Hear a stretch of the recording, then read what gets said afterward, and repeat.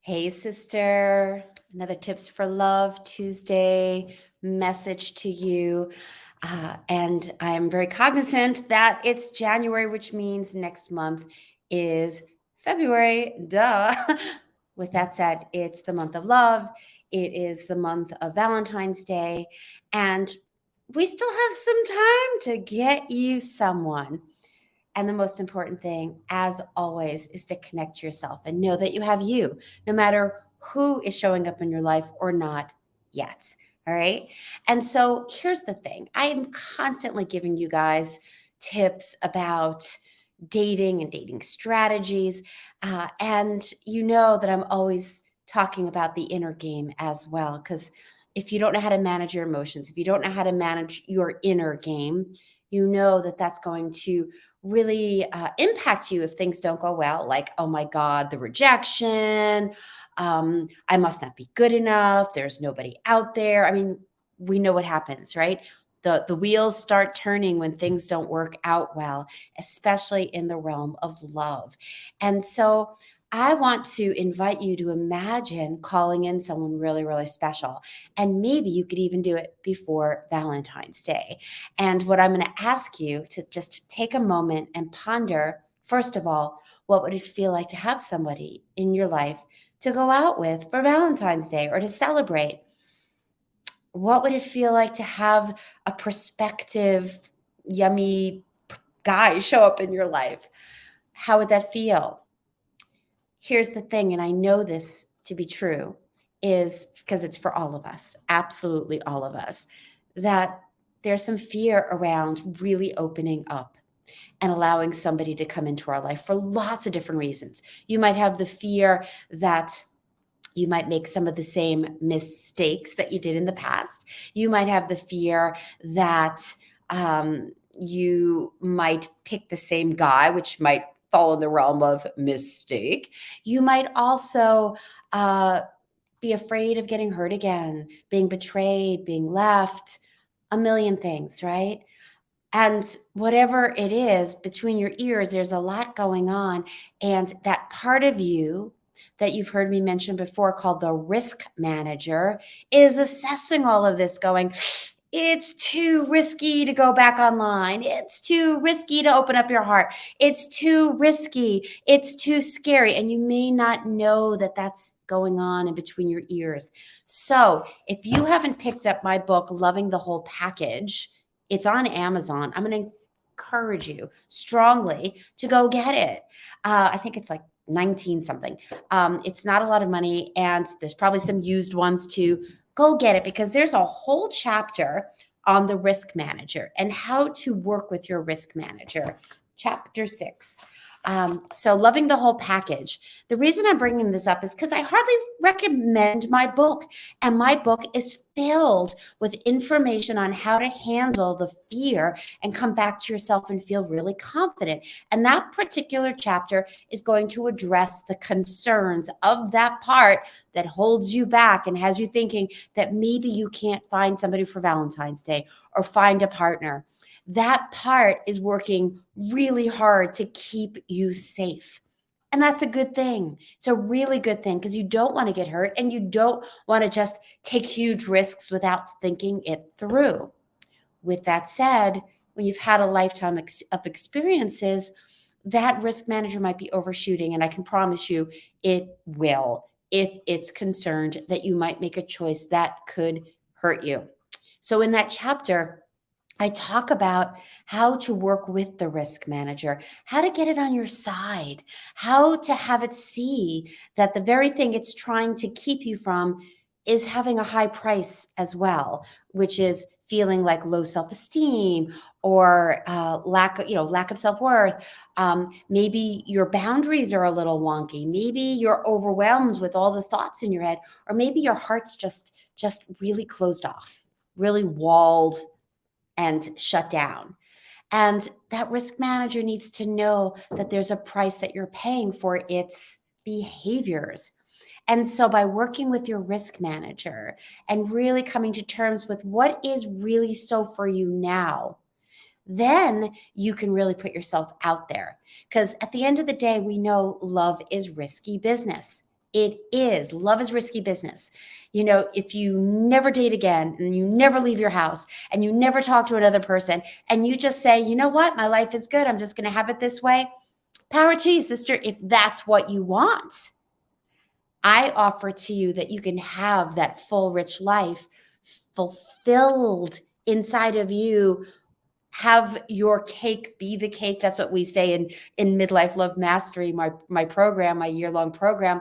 The the women talk about, we are the prize, we are the cake. And hey, it wouldn't be so bad if we had some icing, right? So we want someone to come in to enhance our life, not be our life. We want to invite somebody that can bring in some golden, yummy extra goodies to our world and not give away our truth, not give away our boundaries if something's important to us, not to give away what matters most to us. Because a lot of women I hear say, I'm afraid of losing myself. I'm afraid of going backwards. I've come so far. And that's great to know that. And that risk manager might be working with the other 95% of your brain in the unconscious realm going, oh, yeah, she might think she knows that, but I'm going to just keep her from even taking that chance. And that's why you may not be online. That's maybe why you self-sabotage your dates. That might be why you're a little snippy or way in your head or just sit in front of Netflix and numb out or numb out in other ways. I've been there. I know that. I know what it's like to suddenly be in my head and feel a lot of emotion and kind of shut down. I was 200 pounds 20 years ago. And what I learned was, and I worked with my risk manager, and that's why I recommend this book, because it's not just the risk manager. There's lots of other golden nuggets in there about how to manage your emotions. However, I'm talking about taking a chance right now in opening up to dating in a new way, not dabbling, not hopping on and off online dating here and there, but to make a commitment to showing up fully for yourself and putting yourself out there on a regular basis. And again, and get really specific. Put it on your calendar, maybe 3 times a week for a half hour each time to devote to learning online dating and to send some messages and respond to messages while taking great care of yourself. Now, if that sounds too scary, or you're bumping up against that edge of, I don't know, I really don't know how to do it, online dating really sucks. If you're in any of that mishmash of it's not working or I'm scared, I'm going to encourage you to do some risk manager work. And you can get my book and do some of the exercises in there, or at least take a moment right now and just jot down all the different things that are your concerns about dating somebody, all the possible risks that you think might happen. I mean, when I work with my clients, we're doing what's called a what's at risk process. And that could take like 45 minutes to an hour, where we're drilling down into what really is your concern and what really might happen. And guess what happens? A lot of times the women realize the very thing that they're most scared of in this process, the chance of that happening is so minimal for a couple of reasons. One is maybe it's just not something to be concerned about anymore. Things have changed. You're older. The circumstances can be so different. The other thing is you are wiser. That's what's so beautiful about this stage of life. You're wiser. And so you'll make a different choice. You'll spot certain things faster. And if you haven't done the personal growth work, and if you haven't shined a light on that 95% of your brain that's unconscious and has all the messages and the programming, I'm going to really encourage you not only to read my book, but reach out to me. Let's have a conversation. And you can apply for one of my complimentary love breakthrough sessions, where we can really see what's in shadow. What is the thing? What's the thing that's holding you back? And I'm just going to hand it over to you in the most simple way, which is fear, because that's what it is. Whatever your nuance is, it's fear. So take a breath, sister. It's uncomfortable stretching, and it's uncomfortable opening, and especially inviting somebody into your life. And It can be fun and it could be exciting and years of experiences where it maybe didn't go so well. I know I experienced that. It's just that I've dialed it back. The volume between my ears of is just so much lower. So I just, don't skip a beat really anymore. And that's why I do what I do. And that's why I want to stand for you, sister. If you really want to call in new love this year, jot it down, all the things you're concerned about, and actually look at it and go, is this really something to be concerned about? And what might I do differently to avoid these things? And if you need support, I'd be thrilled to support you. So just reach out to me, ping me, all that jazz.